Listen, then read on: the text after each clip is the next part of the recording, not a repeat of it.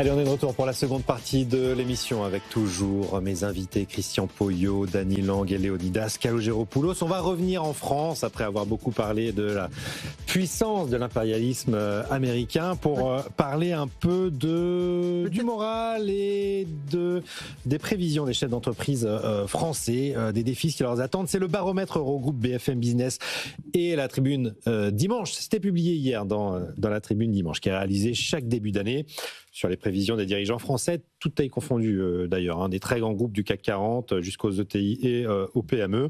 Bon, ce qu'on peut dire, c'est que 2025 était quand même pas très gai. 2026 s'annonce tout aussi bon, Léonidas.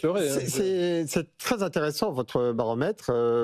Peut-être juste, si vous permettez, pour conclure sur le débat d'avant, vous dire que ce qui ressort de nos conversations, c'est quand même qu'il faut... Oui, parce que ça a discuté pendant la pub aussi. Non, mais qu'il faut réconcilier... vous a mis d'accord. Hobbes et Kant, et c'est probablement la meilleure manière de donner de la force à Kant, c'est qu'effectivement, il y ait le poids des États derrière un idéal et pas le poids des États pour foutre en l'air l'idéal. Donc je crois que finalement ça nous on se retrouve. Sur votre baromètre que je trouve effectivement passionnant, il y a une combativité des chefs d'entreprise qui ne se laisse pas, j'allais dire, abattu par le contexte. Il n'est pas enthousiasmant, le contexte national, et le fait d'aller conquérir des places de marché, j'allais dire, des positions de marché à l'international, ce n'est pas incompatible et contradictoire avec le fait de continuer à faire tourner l'économie française.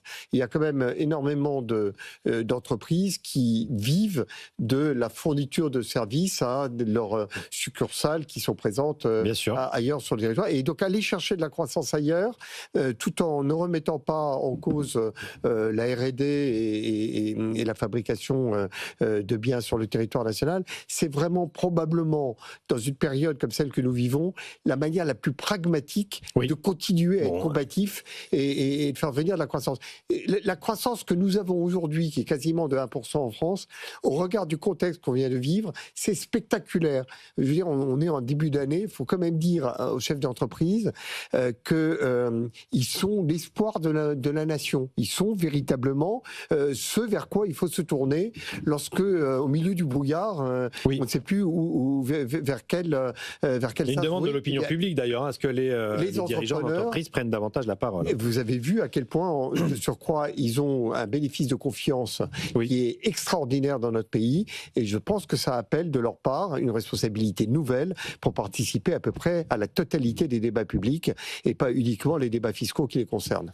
Christian, je reprends les principaux risques évoqués dans ce baromètre Eurogroupe BFM Business, la Tribune Dimanche. C'est d'abord et avant tout le risque géopolitique et sécuritaire. 2/3 des chefs d'entreprise évoquent ce chiffre. En numéro 2, c'est le risque de marché. Et en numéro 3, la guerre commerciale. Le risque climatique et environnemental arrive bon dernier avec 8%. Ça dit des choses, ça aussi, du monde qui bouge. Alors, un petit flashback peut-être sur 2025. Effectivement, c'est pas une année qui restera comme une année extraordinaire ou dans les uns. Oui, et pourtant la croissance a été meilleure que prévu. C'est ce que j'allais dire. Maintenant, les chiffres finalement sont pas horribles non plus, entre guillemets. Bon, on parle toujours de la combativité des 0,9% de croissance. Un chef d'entreprise, de toute façon, il est tout le temps combatif, si vous voulez. Si la situation n'est pas bonne, il va pas s'arrêter, se mettre à pleurer. Ça a rarement réglé des problèmes. Il cherche en général des solutions, le chef d'entreprise. Il cherche des solutions avant tout. C'est son métier. Je peux quand même parler du sujet en connaissance de cause. C'est quelqu'un de pragmatique, des réalistes, etc. Alors, il va être plus ou moins offensif, plus ou moins sur tel ou tel sujet, etc. Mais par nature, il réagit dans tous les cas et il prend des décisions, des mesures d'optimisation, d'amélioration, de redéploiement, tout ce qu'on voudra de manière générale. Voilà. Donc, ce qui fait effectivement que l'année 2025, au final, les prévisions, on devrait atterrir à 0,9, je crois. On terminera à 0,9. On était à 0,7 de prévision dans le projet de loi de finances 2025. On fait un peu mieux. Il n'y a pas de quoi sortir le champagne, enfin c'est bon. Non, on est d'accord. Ce qui est navrant pour la France, c'est que cette situation, on va dire, politique complexe, on va rester sur ce terme-là, elle va durer jusqu'en 2027, il ne faut pas se leurrer. Là, il ne va plus y avoir de dissolution, les municipales arrivent et après on va tomber dans la campagne présidentielle, ce qui sera normalement vraiment un changement important. Donc les chefs d'entreprise sont effectivement face à cette situation où ils disent, bon, ok, mon terrain de jeu français, il est un peu perturbé. Notez bien que les terrains de jeu allemands ou autres... C'est pas forcément beaucoup plus simple au niveau budgétaire. Donc le fait de dire, OK, je vais regarder plus à l'international, où les États-Unis restent quand même un territoire qui est plutôt en développement, c'est relativement logique. Après, bon, ce qui m'a le plus surpris dans le sondage, c'est que le premier critère, c'est qu'il s'intéresse d'abord à la rentabilité et voilà. Et compétitivité. Ouais, alors si vous connaissez un chef d'entreprise dont la rentabilité n'est pas le critère numéro un, faut me l'envoyer là. J'en ai eu à des tables rondes. Bon, c'est quand même assez rare et pas dans une vision financière qui pourrait être mal traduite, etc. Mais parce que si vous n'êtes pas rentable, de toute façon, vous faites rien. Donc la rentabilité est toujours l'élément numéro un d'un chef d'entreprise. Voilà. Alors je peux citer effectivement, ce sont les défis prioritaires pour 2026.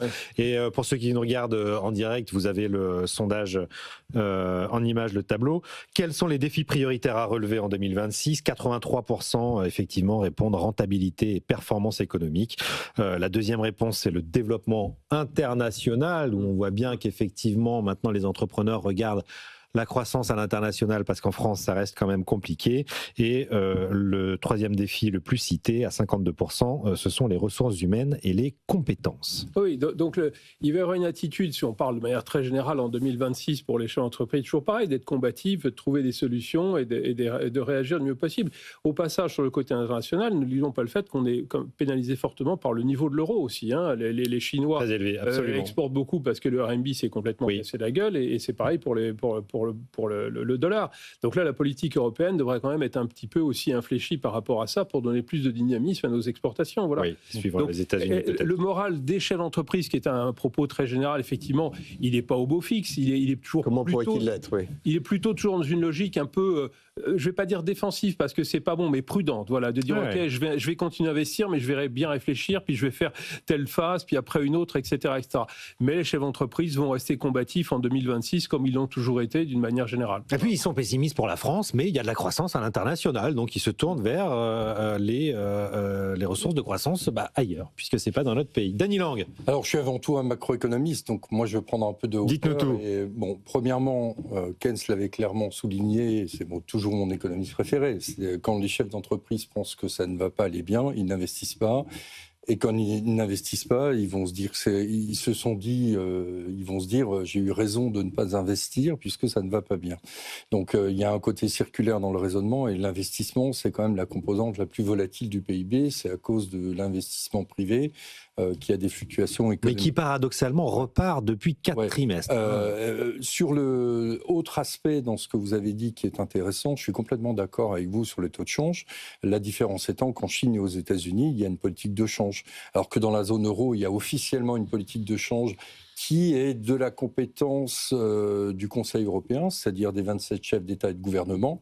À mon avis, soit ils n'ont pas les compétences, soit ils sont trop divers pour pouvoir arriver à un compromis. Mais depuis qu'on a créé l'euro, la Banque centrale est censée appliquer une politique de change, elle n'en fait pas. Pourquoi ? Parce que les chefs d'État et de gouvernement ne décident pas d'une politique de change.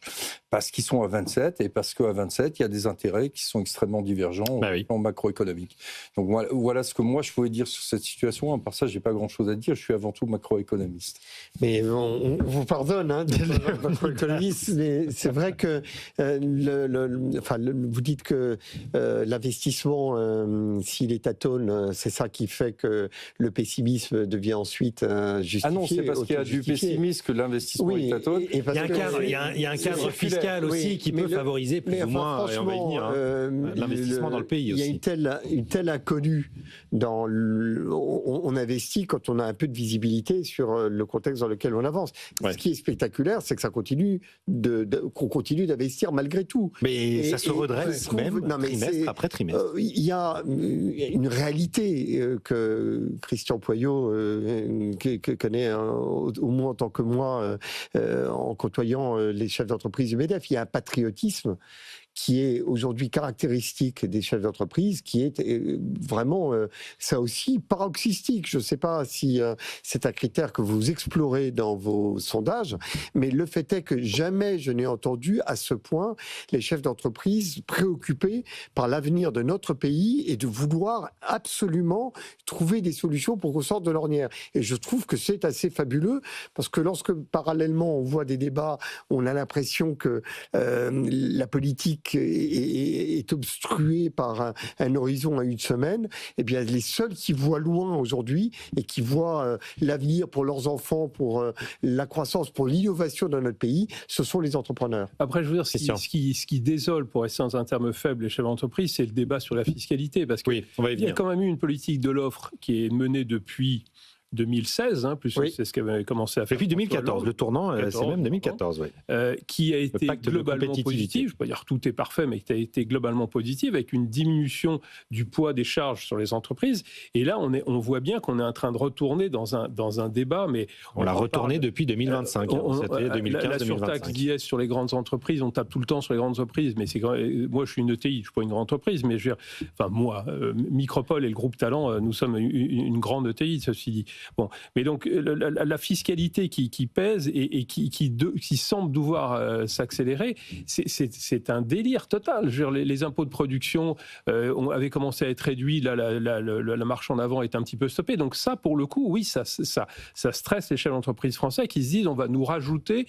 Et alors le débat sur la taxe Zuckman, les aides aux entreprises, ce mot mais complètement délirant qui ne veut rien dire. Voilà, tout ça agace et ça désole les chefs d'entreprise.